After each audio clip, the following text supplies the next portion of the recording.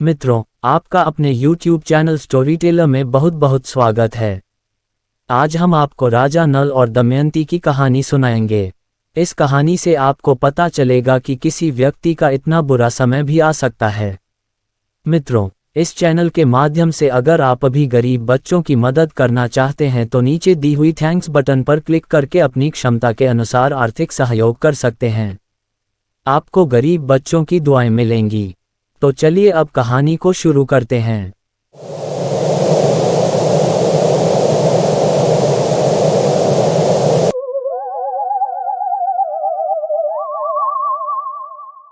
युधिष्ठिर को जुए में अपना सब कुछ गंवाकर अपने भाइयों के साथ 12 वर्ष के वनवास तथा 1 वर्ष के अज्ञातवास पर जाना पड़ा।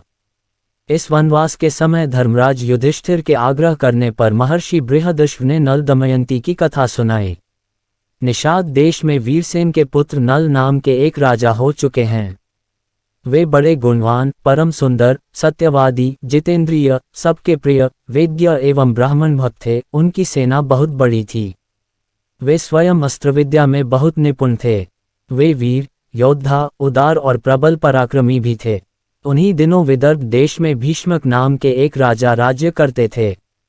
उन्होंने दमन ऋषि को प्रसन्न करके उनके वरदान से 4 संतानें प्राप्त की, 3 पुत्र दम, दांत और दमन एवं एक दमयंती नाम की कन्या। दमयंती लक्ष्मी के समान रूपवती थी। निषद देश से जो लोग विदर्भ देश में आते थे वे महाराज नल के गुणों की प्रशंसा करते थे। ये प्रशंसा दमयंती के कानों तक भी पहुंची थी। इसी तरह विदर्भ देश से आने वाले लोग राजकुमारी के रूप और गुणों की चर्चा महाराज नल के समक्ष करते। इसका परिणाम ये हुआ कि नल और दमयंती एक दूसरे के प्रति आकर्षित होते गए। सभी देवताओं ने भी नल का रूप धर लिया। स्वयंवर में एक साथ कई नल खड़े थे। सभी परेशान थे कि असली नल कौन होगा, लेकिन दमयंती जरा भी विचलित नहीं हुई। उसने आंखों से ही असली नल को पहचान लिया। सारे देवताओं ने भी उनका अभिवादन किया। इस तरह आंखों में झलकते भावों से ही दमयंती ने असली नल को पहचानकर अपना जीवनसाथी चुन लिया। नव दंपति को देवताओं का आशीर्वाद प्राप्त हो रहा। दमयंती निषद नरेश राजा नल की महारानी बनी। दोनों बड़े सुख से समय बिताने लगे। दमयंती पतिव्रताओं में शिरोमणि थी। अभिमान तो उसे कभी छू भी न सकता था। समयानुसार दमयंती के गर्भ से एक पुत्र और एक कन्या का जन्म हुआ। दोनों बच्चे माता पिता के अनुरूप ही सुंदर रूप और गुण से संपन्न थे। समय सदा एक सा नहीं रहता। दैक सुख का चक्र निरंतर चलता ही रहता है। वैसे तो महाराज नल गुणवान, धर्मात्मा तथा पुण्य श्लोक थे, किंतु उनमें एक दोष था, जुए का व्यसन। नल के एक भाई का नाम पुष्कर था। वह नल से अलग रहता था। उसने उन्हें जुए के लिए आमंत्रित किया।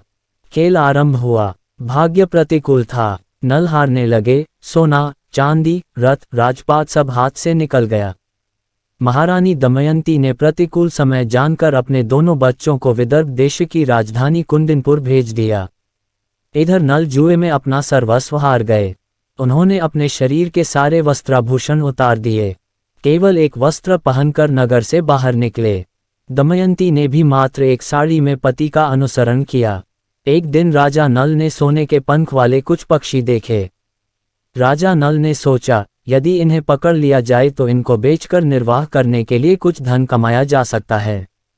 ऐसा विचार कर उन्होंने अपने पहनने का वस्त्र खोलकर पक्षियों पर फेंका। पक्षी वह वस्त्र लेकर उड़ गए। अब राजा नल के पास तन ढकने के लिए भी कोई वस्त्र न रह गया। नल अपनी अपेक्षा दमयंती के दैक से अधिक व्याकुल थे। एक दिन दोनों जंगल में एक वृक्ष के नीचे एक ही वस्त्र से तन छिपाए पड़े थे। दमयंती को थकावट के कारण नींद आ गई। राजा नल ने सोचा, दमयंती को मेरे कारण बड़ा दैक सहन करना पड़ रहा है। यदि मैं इसे इसी अवस्था में यहीं छोड़कर चल दूं तो ये किसी तरह अपने पिता के पास पहुंच जाएगी। यह विचार कर उन्होंने तलवार से उसकी आधी साड़ी को काट लिया और उसी से अपना तन ढककर तथा दमयंती को उसी अवस्था में छोड़कर वे चल दिए। जब दमयंती की नींद टूटी तो बेचारी अपने को अकेला पाकर करुण विलाप करने लगी। भूख और प्यास से व्याकुल होकर वह अचानक अजगर के पास चली गई और अजगर उसे निगलने लगा। दमयंती की चीख सुनकर एक व्याध ने उसे अजगर का ग्रास होने से बचाया, किंतु व्याध स्वभाव से दुष्ट था। उसने दमयंती के सौंदर्य पर मुग्ध होकर उसे अपनी काम पिपासा का शिकार बनाना चाहा। दमयंती उसे शाप देते हुए बोली, यदि मैंने अपने पति राजा नल को छोड़कर किसी अन्य पुरुष का चिंतन किया हो तो इस पापी व्याध के जीवन का अभी अंत हो जाए। दमयंती की बात पूरी होते ही व्याध के प्राण पखेरु उड़ गए। दैवयोग से भटकते हुए दमयंती एक दिन चेदिनरेश सुबाहु के पास और उसके बाद अपने पिता के पास पहुंच गई।